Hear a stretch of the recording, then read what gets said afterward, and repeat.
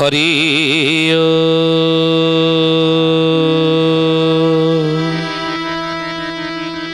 ओम भूर्भुवः स्वः तत्सवितुर्वरेण्यं भर्गो देवस्य धीमहि धियो यो नः प्रचोदयात्।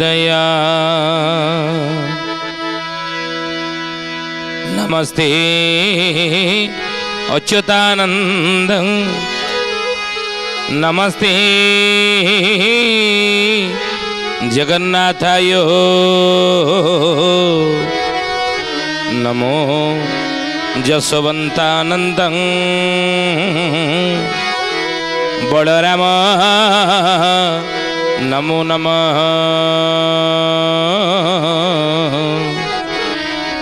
बलराम नमो नमः। बोलिए महापुरुष अच्युतानंद जी की शुद्धि जनी ज्ञानी गुणी मंडली आज अध्याय आलोचना को आपण मानक स्वागत जनाऊँ। आज मालिका वचन आलोचन आम आलोचना करिया जाऊँगी कौन ना महापुरुष शिशु अनंतर औषध कल्प आउ गोटे रोग विषय एवं आलोचना शेष जड़े भक्तर नाम आम कहवा किए से भक्त कौन तार ना कौट तार जन्म हो शिष्य बारंग कहले कहले हे गुरुदेव गोटे रोगर कथा आपण कहले मेढ़ा मुंडिया बात बा गोथिया बात तार मेडिसिन कहीदेले अनेक रोग आपण कही रोग रूपे 64 प्रकार रोग संसार घोरी बोल आउ किसी रोग विषय कहतु तार उपशम केमी हेब ना बाबूरे कौन कहबी कुमारमणि रे हरडर प्रकार हरड भलिया कौन हम ना एमंत कई व्याधिका तांगरे हो जाए फर फर हरड भलिया अंगरे कले शरीर रे सब फड़ी जाए सब आपन देखि अनेक अंगर हेउथिबो जेते मेडिसिन खाइले जेते तार प्रतिकार कले से विभिन्न प्रकार मेडिसिन खातु बा लगातु से सहजे भल हुए ना से रोग को मध्य उपशम शिशु अनंत कहते रे बारंग शुणी जार होता आपण मैंने लिखि दिंतु कहले से ही विभूति को शुक्ल धाने बाटी एक भर्नी गप क्षीर बउल एक भर्नी गाप क्षीर और कमूल को सिजाई मिसाई साखी हे पानी मध्यर जय जगन्नाथ जय जगन्नाथ जय जगन्नाथ जय जगन्नाथ। बोले बाबूरे ये जो व्याधि ये जो रोग ही थिबो कौन करिवो ना विभूति को शुक्ल धाने बाटी एक वर्णी गाब क्षीर एक वर्णी गाई क्षीर आपण नेबे कौन करिवे ना एक वर्णी गोटे वर्णर से गाई रंग ही थिबो गाई गुड़ी अच्छा विभिन्न वर्णर सब शरीर रे विभिन्न रंग तांकर थिबो गाई ना एक वर्णी गाई ठार आपण क्षीर नेबे कौन करिवे ना अरख मूल को मिसाई सिजाई हांडीए पानी मध्यर अरख मूल श्वेत अरख आप देखि ये सब अरख गछ विभिन्न प्रकार थाए कला फूल तादरे अरख गछरे रास्ता कड़े अरख गछरे किंतु श्वेत अरख धला अरख फूल जो होथिबो तेणु से अरख मूल को मिसाई सिजाई हांडीए पानी मध्यर हांडीए पानी रे से अरख मूल को आपण सिझेबे जदि का देहरे हेउथिबो एभली हरर भलिया सब फली जाउथिबो कौन करिवे तापरे ना तिंतोड़ी काठ को जाड़ीबो कुमार कागे न कहिबो एकविंश दिन अभिष खाई तो यही औषध करिबो यही औषध करिबु हे सुजने यही औषध करिबु यही औषध करिबु हे सुजने यही औषध करिबु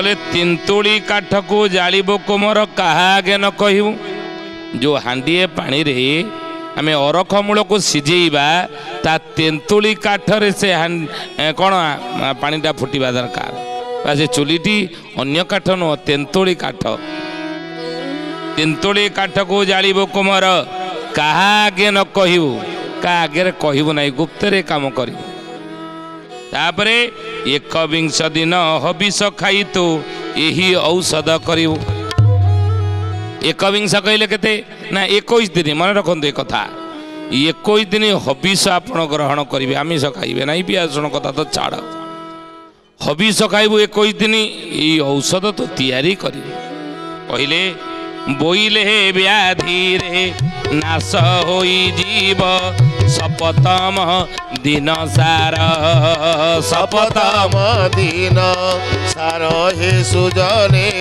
सपतम दिन सार आरंभ न कर केबे आरे पूता कृष्ण तमी पहिबार सोना सुजने गुणी बेल काल आसी लाणी हे सोण सुजने गुणी बोइले व्याधि रे न्यास होई जीव सपतम दिन सार सप्तम दिन रे ये जो व्याधि हेइथिबो देह रे हरड़ भलिया सब फळी जाइथिबो शिशु अनंत को 7 दिन रे आपण मारिबे ता धरे सी जो हांडी रे फुटेइले कोंडी ना अरख मूल तादर जो फुटी फुटी फुटी फुटी महापुरुष कहते केते दिन ना तेंतुली काठ को जालिबो कोमर कहा आगे न कहू अरख मूल को मिसाई जाई हांडीए पानी मध्य हांडीए पानी रे सिझेइथिबो मरी मरी जतिक रहिबो शेष को महापुरुष कहले ताको कोन करिवो ना 21 दिन हबिष खाई तो यही औषध करिवो 21 दिन जाके आपण हबिष खाइबे ये औषध तैयारी करिवे तापरे 7 दिन भितर से औषध माले से रोगटी दूरीभूत हो चिन्ह वर्ण रहिबो नाही किंतु आरंभ न कर केबे आरे पुता कृष्ण सप्तमी बार कृष्ण सप्तमी यदि पड़िथिबो सेते बेले तो आरंभ करिवो नाही बुझिले जदि कृष्ण सप्तमी सेते बेले पड़ी जाए औषध तैयारी कर दिबा ता भीतर कृष्ण सप्तमी यदि पड़दिबो ताले से औषध किछि काम देबो नाही से देखि चाहिए आपण करिवे आउ शुक्ल करिले व्याधि नाश हेब कृष्णे 2 गुणे बढ़िब अमावास्या दिन बोलिले कोमर नाम आखिटी फुटिब बाम आखिटी फुटिब हे सुजने बाम आखिटी फुटिब बाम आखिटी फुटिब हे सुजने बाम आखिटी फुटिब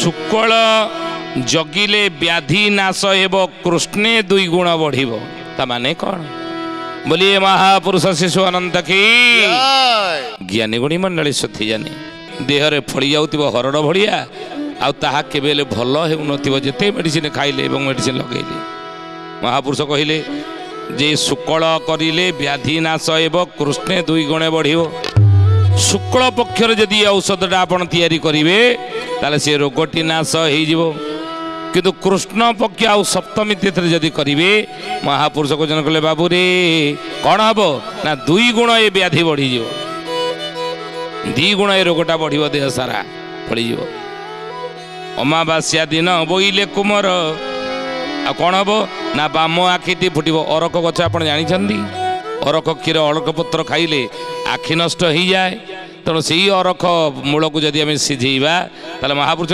अमावास्या दिन बोइले कुमर बाम आखिटी फुटिब अमावास्या दिन करिवे नाही आउ जेते दिन मोह सधी लागोथिब गोमूत्र नाभिरे देई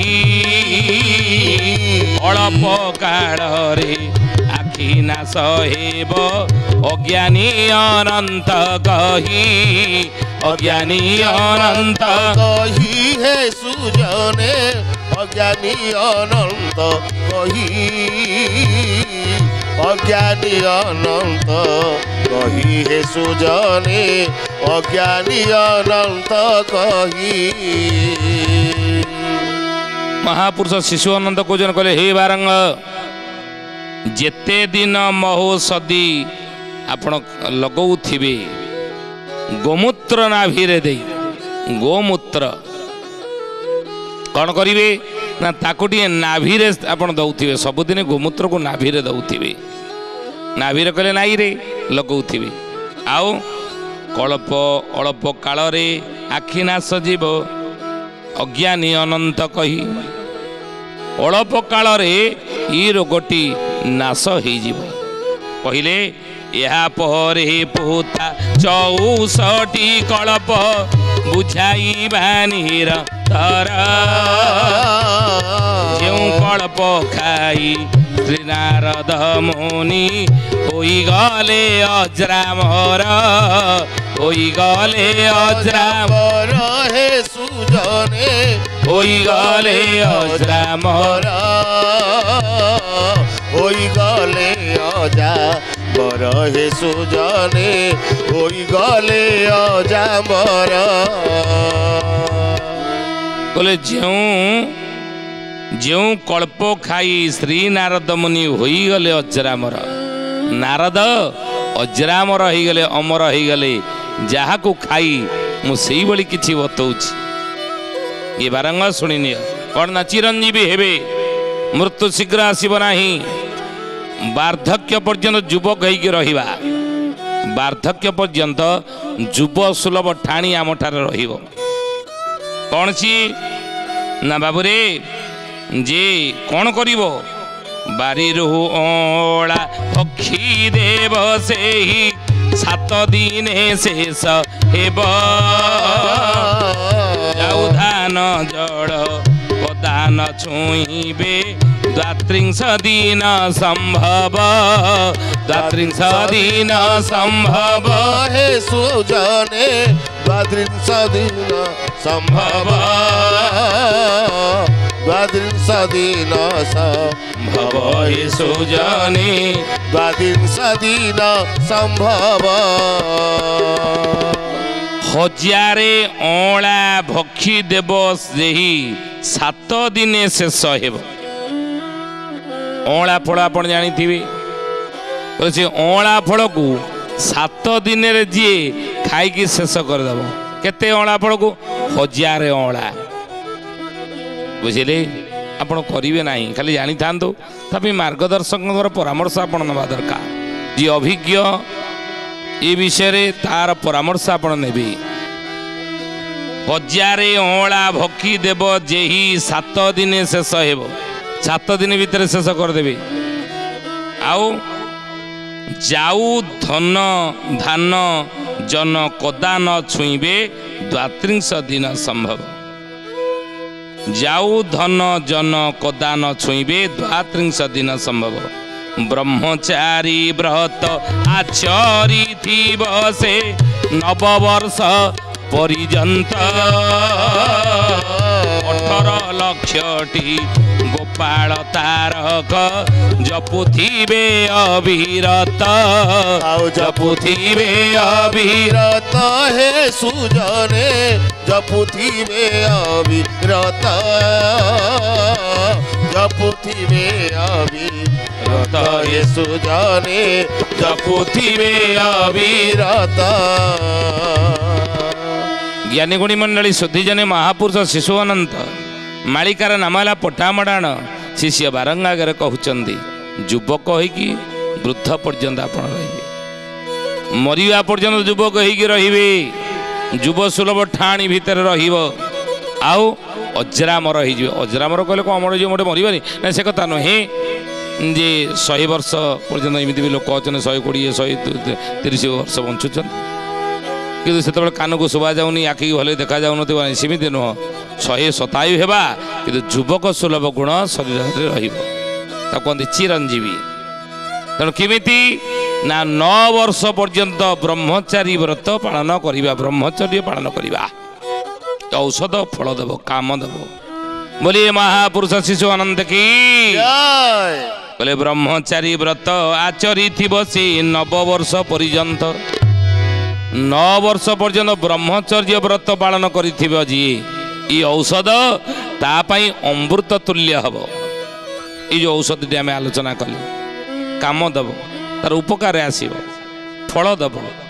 ତେଣୁ ବ୍ରହ୍ମଚର୍ଯ୍ୟ ବ୍ରତ ପାଳନ କରିଥିବ। ମହାପୁରୁଷ ଅଚ୍ୟୁତ କହିଲେ ଏଇ କଥା, ସକଳ ତେଜିବୁ ତାକୁ ନ ତେଜିବୁ ବ୍ରହ୍ମଚର୍ଯ୍ୟ ବ୍ରତ ବୀର ବଉଳଲୋ ବ୍ରହ୍ମଚର୍ଯ୍ୟ ବ୍ରତ ବୀର ବ୍ରହ୍ମ ଜ୍ଞାନୀ ହୋଇ ପାରିବୁ ନନ୍ଦନ କହି ଅଚ୍ୟୁତ ପ୍ରାମର। ଜୟ ଜଗନ୍ନାଥ ଜୟ ଜଗନ୍ନାଥ ଜୟ ଜଗନ୍ନାଥ ଜୟ ଜଗନ୍ନାଥ।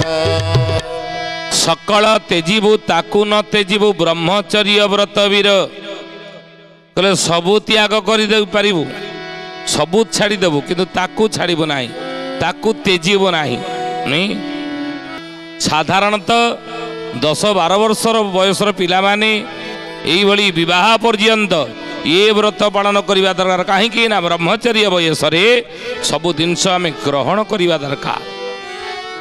ବୁଝିଲେ, କେବଳ ବ୍ରହ୍ମଚର୍ଯ୍ୟ ଶରୀର ଦ୍ୱାରା ରକ୍ଷା କରାଯାଏ ନାହିଁ, ଶରୀର ସଂଯମ ଦ୍ୱାରା, ଇନ୍ଦ୍ରିୟ ସଂଯମ ଦ୍ୱାରା କେବଳ ବ୍ରହ୍ମଚର୍ଯ୍ୟ ରକ୍ଷା କେବଳ କରାଯାଏ ନାହିଁ, ଇନ୍ଦ୍ରିୟ ସହିତ ମନର ମଧ୍ୟ ଭୂମିକା ରହିଛି। ଏ ଇନ୍ଦ୍ରିୟ ସହିତ ମନର ମଧ୍ୟ ଭୂମିକା ରହିଛି। ମନର ସଂଯମ ଆମେ କରିବା କାୟ, ମନ ଏବଂ ବାକ୍ୟରେ।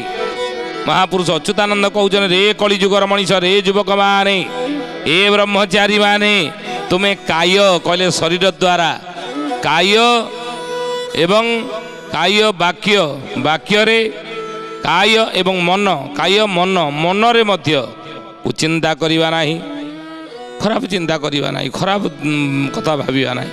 ବୁଝିଲେ, ତେଣୁ କାୟ ମନ ଆଉ ବାକ୍ୟରେ, ପାଟିରେ ମଧ୍ୟ ସେଇଭଳି କାମ ଉତ୍ତେଜକ କଥା କହିବା ନାହିଁ, କି କାମ ଉତ୍ତେଜକ କଥା ଶୁଣିବା ନାହିଁ, କି କାମ ଉତ୍ତେଜନ ସୃଷ୍ଟି କଲା ଭଳି ଦୃଶ୍ୟ ଏ ଆଖିରେ ଦେଖିବା ନାହିଁ।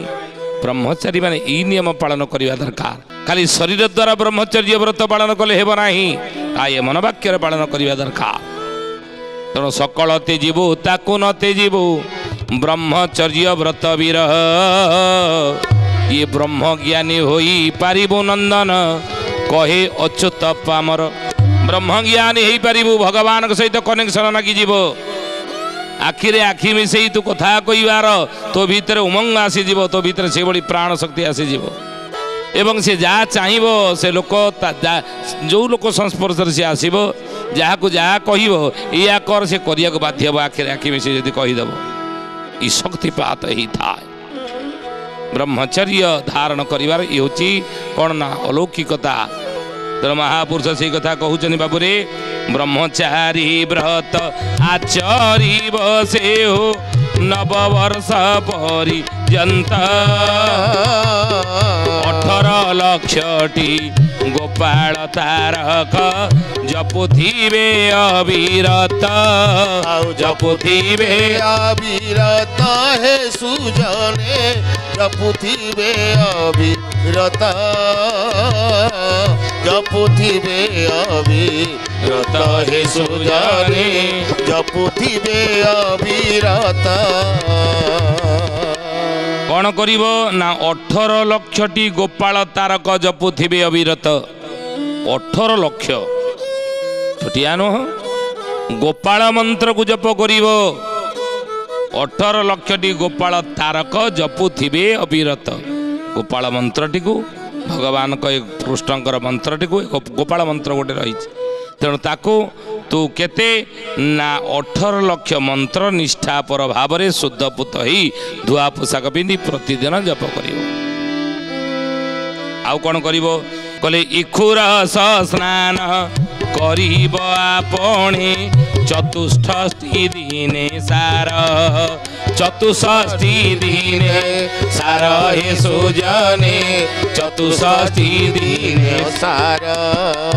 କଳ୍ପ ଭକ୍ଷିଲେ କୁମାରମଣିରେ ହେବୁ ସିନା ଅଜ୍ରାମର, ଶୁଣ ସୁଜନେ ଗୁଣି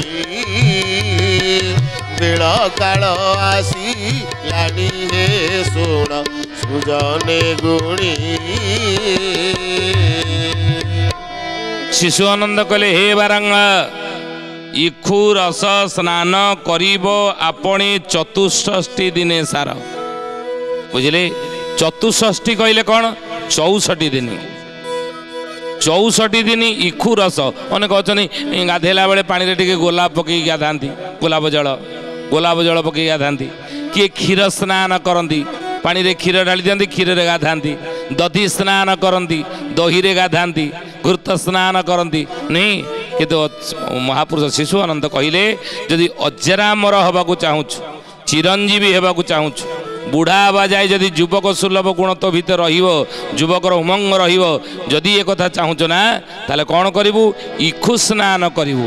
ଆଖୁ ରସ ପାଣିରେ ପକେଇକିରି ତୁ ସେଇଥିରେ ଗାଧେଇବୁ ପ୍ରତିଦିନ ଗାଧେଇଲା ବେଳେ। କେତେ ଦିନ 64 ଦିନ। ଯଦି ଗାଧେଇବୁ ଚତୁଷ୍ଷଷ୍ଠୀ ଦିନ ତାହେଲେ ଅଜରାମର ହେଇଯିବ ଶତାୟୁ ହେବୁ ଯୁବକ ଭଳିଆ ଉମଙ୍ଗ ଭିତରେ ଥିବ। ବୁଝିଲେ ତେଣୁ ଏହି ଜ୍ଞାନୀ ଗୁଣୀ ମଣ୍ଡଳୀ ଶ୍ରଦ୍ଧି ଜାନି ଏଇଭଳି ଔଷଧ କଳ୍ପ ଆପଣଙ୍କୁ ଆମେ ବତେଇଲୁ ଶିଶୁ ଅନନ୍ତଙ୍କର। ଆଜି ତ ସମୟ ହେଇଛି ତ ଆସନ୍ତୁ ବାଣୀକି ବିରାମ ଦେବା ପ୍ରଭୁଙ୍କର ନାମ ନେଇ। କିନ୍ତୁ ତାପରେ ଜଣେ ଭକ୍ତର ନାଁ କହିବା କିଏ ସେ ଭକ୍ତ କ'ଣ ତାର ନାଁ କୋଉଠି ତାର ଜନ୍ମ ହେଇଥିବ କହିଲେ ଯାଜପୁରେ ରାମ ଭକତ ହରି ଯାଜପୁରେ ରାମ ଭକତ ହରି ବ୍ରାହ୍ମଣ କୋଳେ ଥିବ ଅବତରୀ ବ୍ରାହ୍ମଣ କୂଳେ ଥିବା ଅବତରୀ। ଯାଜପୁର ଜିଲ୍ଲାରେ ବ୍ରାହ୍ମଣ କୂଳରେ ମହାପୁରୁଷ କହିଲେ ରାମ ନାମରେ ଜଣେ ଭକ୍ତ ଜନ୍ମ ହେଇଥିବ। ଜ୍ଞାନୀ ଗୁଣୀ ମଣ୍ଡଳୀ ଏ ଭକ୍ତ ତାଲିକାରେ ମହାପୁରୁଷ ଲେଖିଛନ୍ତି ଆମେ ଆଲୋଚନା କଲେ ଆପଣ ଠାବ କରିବେ। ଆଜି ତ ସମୟ ହେଇଛି ଆସନ୍ତୁ ବାଣୀକି ବିରାମ ଦେବା ସେ ପ୍ରଭୁଙ୍କର ନାମ ନେଇ। ଶ୍ରୀକୃଷ୍ଣ ଗୋବିନ୍ଦ ହରେ ମୁରାରେ ହେ ନାଥ ନାରାୟଣ ବାସୁଦେବ ଶ୍ରୀକୃଷ୍ଣ ଗୋବିନ୍ଦ ହରେ ମୁରାରେ ହେ ନାଥ ନାରାୟଣ ବାସୁଦେବ ହେ ନାଥ ନାରାୟଣ ବାସୁଦେବ ହେ ନାଥ ନାରାୟଣ ବାସୁଦେବ ହେ ନାଥ ନାରାୟଣ ବାସୁଦେବ শ্রীকৃষ্ণ গোবিন্দ হরে মুরারে হে নাথ নারায়ণ বাসুদেব। श्रुतिजनी ज्ञानी गुणी मंडली आज तो समय होती तो आसंत बाणी की विराम देवा पुणी आसंता अध्याय भेट होगा रोचु हरिओम शांति शांति शांति सर्वारिष्ट सुशांतिर्भवतु। प्रार्थना आम आनंदर उत्स।